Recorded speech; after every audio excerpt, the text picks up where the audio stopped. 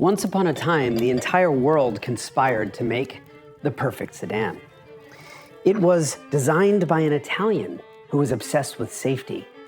It was engineered by Germans who were infatuated with fuel economy. It had a Le Mans winning V8, strangely because the Japanese had just finally arrived in America. And it was so fat, it didn't fit down its own production line. So it needed to be hand-built by rivals across town. It was the Mercedes-Benz 500e, and it is the world's most perfect sedan.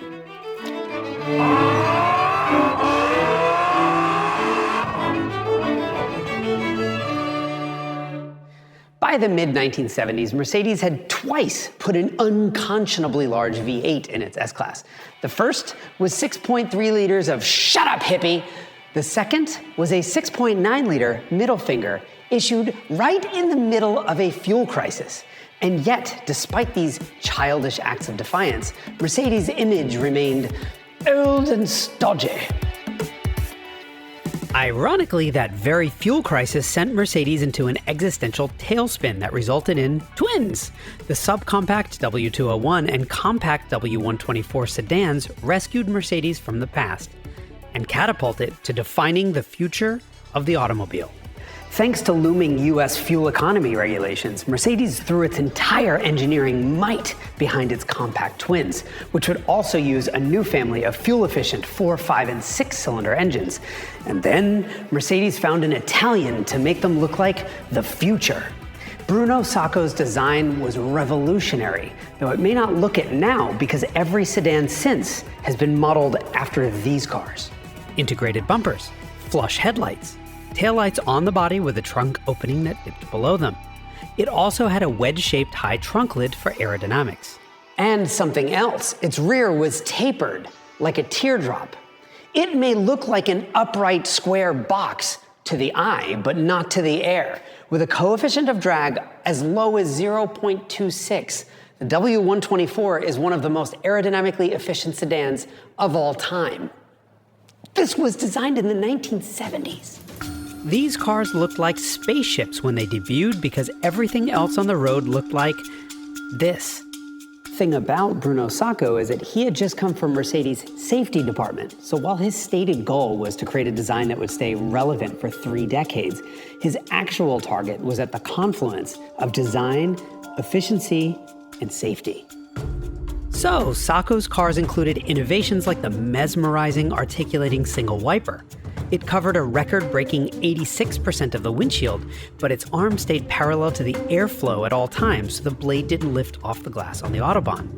And ribbed taillights designed so that they still transmit light when they're covered with snow or mud. And rear headrests that drop down at the press of a button so you didn't back over your neighbor's kid by accident. By the end of the 1980s, Mercedes was basking in its huge success, with yuppies everywhere fawning all over their expensive, over-engineered status symbols. But with the new decade came a new crisis, and its name was Lexus.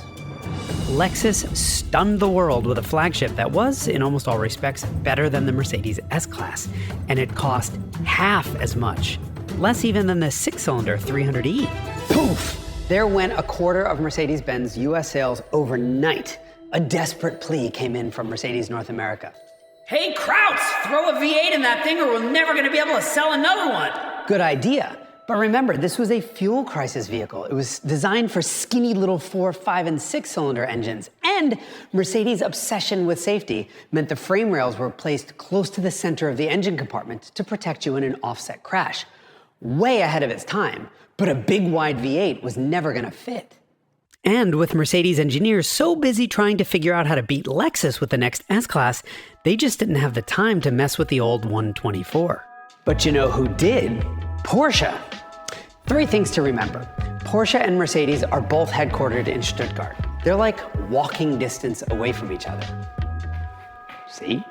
Secondly, Porsche was in huge trouble with US sales down by almost 90%. They were desperate for money and work. And third, Porsche has an engineering consulting service. So Mercedes walked right over and hired Porsche to fit the new Mercedes V8 into the 124. Porsche engineering would be responsible for widening the front frame rails to make room, reinforcing the firewall and structure to deal with the extra power, moving the front seats further apart to fit the exhaust down the new wider transmission tunnel, and then doing the side impact crash testing. Meanwhile, the new V8, codenamed M119, had just made its production car debut in the 500 SL, and then immediately won the 24 Hours of Le Mans. The 1989 Sauber C9 used a twin-turbo 925 horsepower version of that engine, and it took first, second, and fifth places in that race. Mercedes tested the engines after the endurance race and found out that not only did they make more power after the race than they did before, they showed negligible wear. You can't make this stuff up. Anyway, the M119 came in 2 different sizes, and Mercedes realized that if they put shorter connecting rods in it, the 5-liter could be made to have the same external dimensions as the 4.2-liter, which meant that Porsche's engineering could be used for 2 models. The first would be the 400e, designed for the American market to compete against another car with 400 in its name. Yeah, the Lexus LS400. The second model was aimed right at Munich, with the full-fat 5-liter to banish the sports sedan that had been giving Mercedes Autobahn agita for years, the BMW M5. This big-bore, short-stroke, all-aluminum V8 is a masterpiece. The block is decades old, but the heads were all new, with 4 valves per cylinder, 4 camshafts, and variable valve timing. It made supercar power. But there was a problem. A big, fat problem. To complement all that power, Mercedes gave the 500e suspension, wheel, and brake components from the heavier and wider SL. To fit that stuff, the 500e got 2.2 inches of delicious, gorgeous, finger-licking fender flares. And now it was so fat it didn't fit down its own production line at the Mercedes plant. Once again, Porsche to the rescue. The factory that had been building the 959 supercar was sitting empty, and so Mercedes paid Porsche again, this time to build the 500e. Mercedes would ship over a 300e body in white, which Porsche would then modify to fit the V8. It sent the reinforced body back over to Mercedes for paint. If it was to be a narrow-bodied 400e, it would continue down the production line at Mercedes. If it was to be a 500e, it would be trucked back to a different plant at Porsche along with a big box of parts. Then Porsche would assemble it all into a car and send it back to Mercedes again for final inspection and delivery.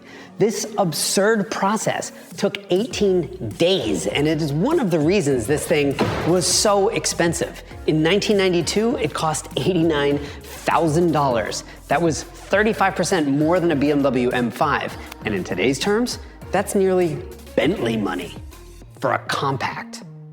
The outrageously hot Audi RS2 wagon was built in the same factory, which meant for a short time you could actually see Mercedes' and Audi's coming out of the same Porsche factory together. But while the RS2 was genuinely a Porsche-Audi collaboration, the 500e wasn't. Everyone wants to believe that the 500e was a Porsche sports sedan, but the only Porsche part on it is the battery cover, which has a sticker on it from a supplier saying that Porsche bought it from them. Look, Porsche did the engineering to bolt parts from one Mercedes model onto another Mercedes model. Porsche didn't use any of its own parts, and from all I can tell, had no hand in tuning any of them. But here's the thing, Mercedes didn't need any help. Just about every magazine article declared the 500e the best car in the world. Automobile said it 3 times in one article. Car and Driver had literally no complaints other than the price. I agree. This is a car from back when Mercedes engineers outranked Mercedes accountants. And that means that a Mercedes would be priced based on what it cost to engineer and then produce, not the other way around. That's why they say, and they really used to mean, that a Mercedes-Benz is engineered like no other car in the world. Because it was. Its recirculating ball steering is more talkative than any modern cars, Porsche and Ferrari included. The engine is a torquey, revvy, acoustical masterpiece. The structure feels as stiff as anything today. The interior is perfect. Okay, it's not perfect. It starts out in second gear unless you boot it, and then the traction control hates burnouts. But both of those things can be fixed. So effectively what we have here is the best compact sedan in the world, upgraded with 4 Recaro bucket seats, flared fenders, and a Le Mans winning V8 under its hood. But no Le Mans speeds, because the 500e was electronically limited to 156 miles an hour, as per the gentleman's agreement between BMW and Mercedes. But I've heard people say all over the world this car will do 178 miles an hour if you just remove the limiter. No. It will require hardware changes for a 500e to go faster than 156, and that's because Mercedes chose a final drive ratio such that the engine is at its 6,000 RPM redline when the car is at its 156 mile an hour top speed. To go any faster, you need longer gears. But by choosing the short gear ratio, it decimated fuel economy. Ironic, given that the 124 was originally designed for fuel economy, but it means that Mercedes never sacrificed acceleration in the name of MPGs.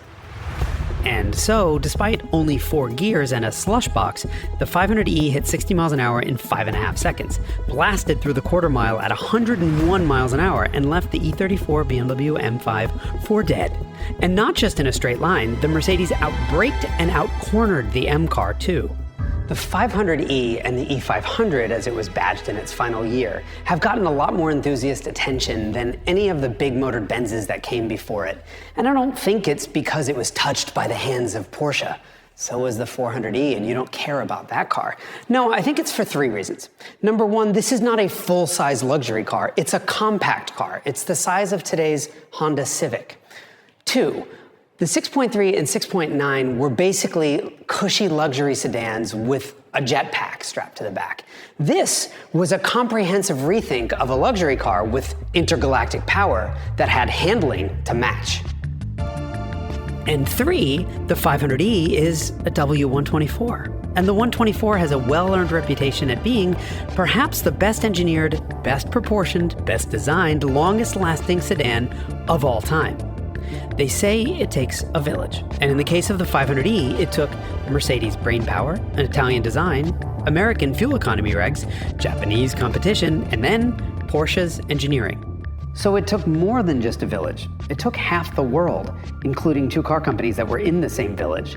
But all of those forces came together to create what was certainly then, and probably still is today, the world's most perfect sedan.